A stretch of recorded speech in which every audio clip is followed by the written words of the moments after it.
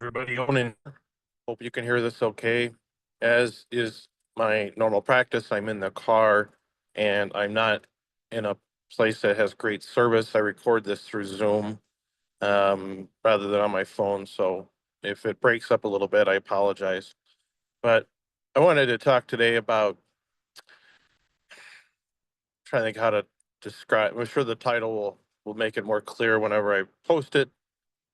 But I think there is a dramatic discrepancy between life that seems to be predicted for for Catholic couples, whether you're using NFP or not, and your sort of marital intimate life and your ability to live that out in a moral way.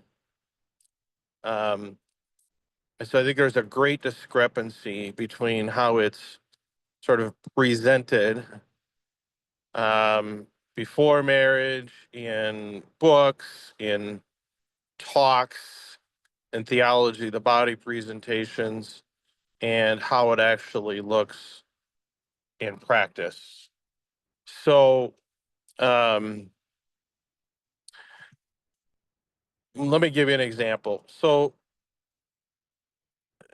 I think when before we got married, I was led to believe that NFP, when you had to use it, meant that there will be periods of time.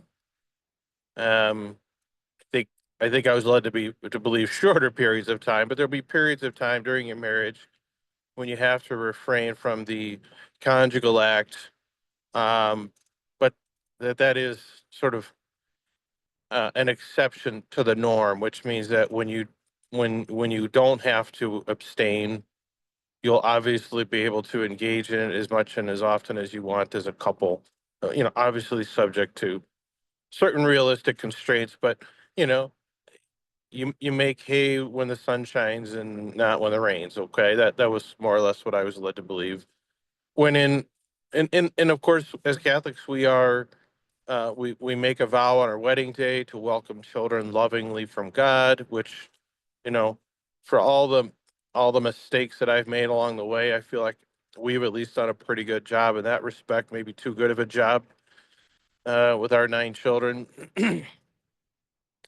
And so the problem, and this is not just this has more or less been throughout our marriage, but has been much more pronounced in the last year or so with the youngest child we have now, who is just on a whole new level of difficulty.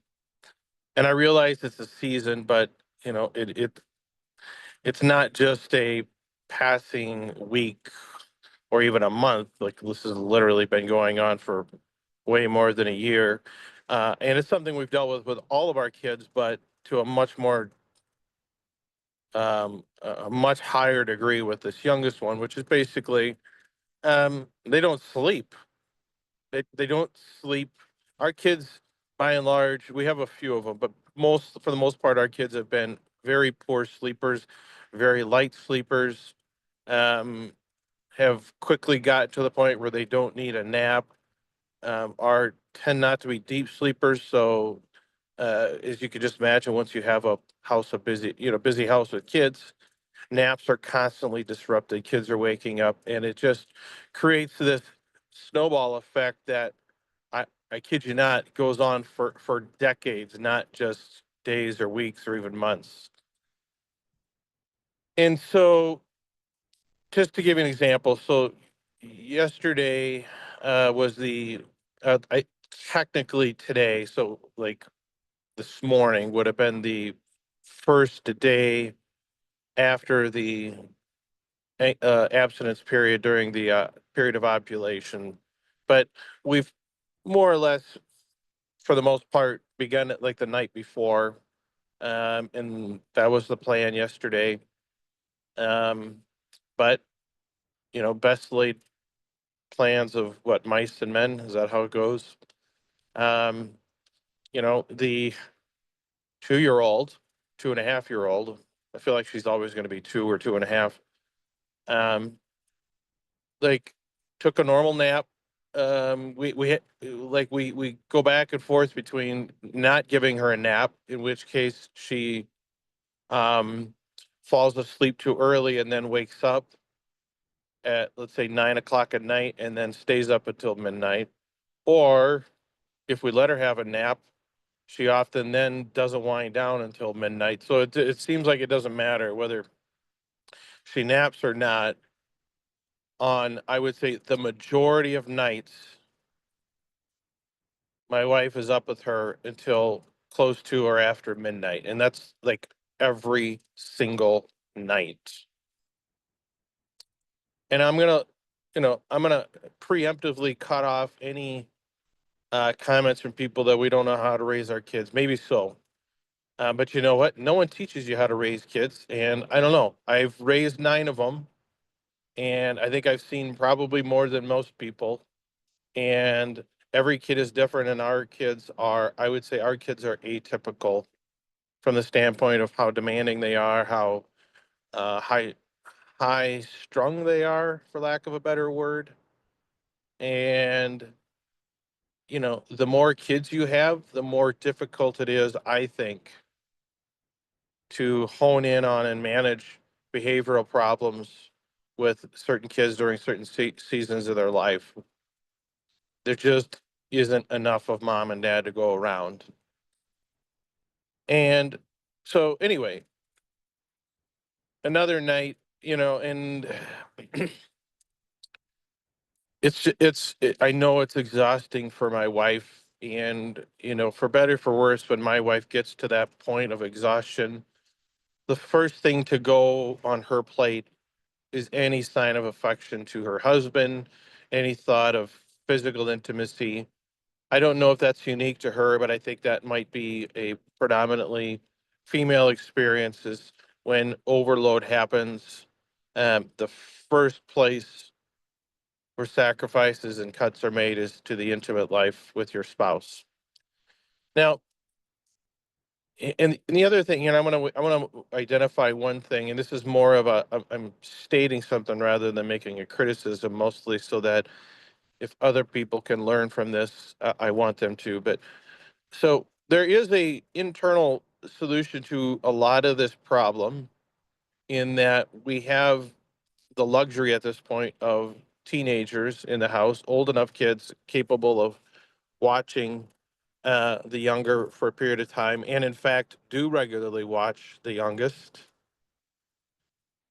And for better or for worse, my wife has never been able to embrace the idea of, you know, stepping away for intimacy and having the other kids, the older kids in the house, understand why. It's a difficult conversation we've had over time, and you know, for better for worse, she just cannot mentally get over that hurdle. And so, for in our house, that means we wait, or try to wait, until everyone else is asleep, and then that's sort of the time that's left over for our intimate life. Again, I'm just stating a fact, and for those that say my wife should get over it, maybe, but you know what? Um, we probably could benefit from some counseling or therapy on that issue. But you know what? Same the same reason we can't be intimate is why that kind of stuff can't happen. It's the kids, the large number of kids, and the difficulty, if not impossibility, of finding affordable childcare for them when we're gone. So that for us, uh, it is difficult, because it really does place a strain on our relationship, and for me, because my love language is physical touch, and I would say, and words of affirmation. And I think, just my wife's personality is such that when she is kind of drained down, the the last thing that is on her radar is to support and build up her husband. That's just the way my wife is, for better or for worse. That's who I married. And all that is to say that, in reality, uh, NFP, especially when you answer the call to be fruitful and welcome children lovingly, is anything but practical. And setting aside any of the moral questions about what couples can do under those circumstances, there is a very real and obvious um, consequence, negative consequence to the marriage. And and then our faith as Catholics, I think, just adds another layer of stress on that as we struggle to abide by all of the church's rules in this context, especially when access to the full conjugal act is not available to us.